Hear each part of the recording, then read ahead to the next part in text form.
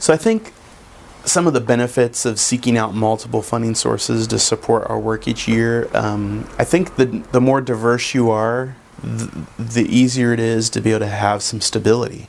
If we are focused in on a single source of revenue for everything that we did, if something happened to that source, then we would really be in trouble. We would not be able to have the impact that we need to have. And so the diversity of funding is really important.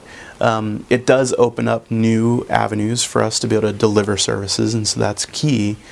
But it also helps to be able to maintain some stability so that if one funding source goes away, we're always looking for another one that pops in to be able to directly tie to what we do and our mission. We can blend them to keep programs that are working for people in place, as well as create new opportunities and new ways of serving.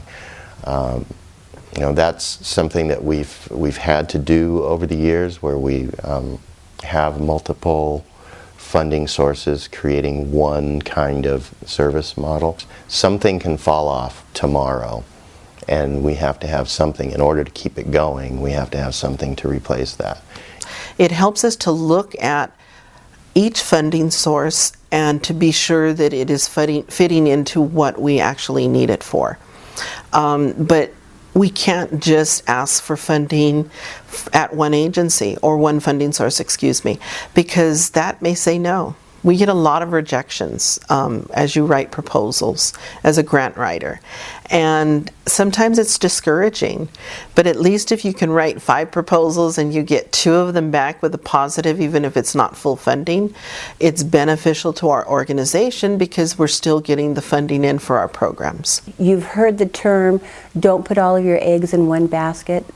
That's because if that basket falls, you've lost all of your eggs. Well, the same thing happens with funding. If you have just one source of funding and that funding perhaps ends or is delayed, then you may face a financial crisis. So diversification is an excellent way to keep the company or entity healthy and not be caught in any of the economic crossfire that occurs.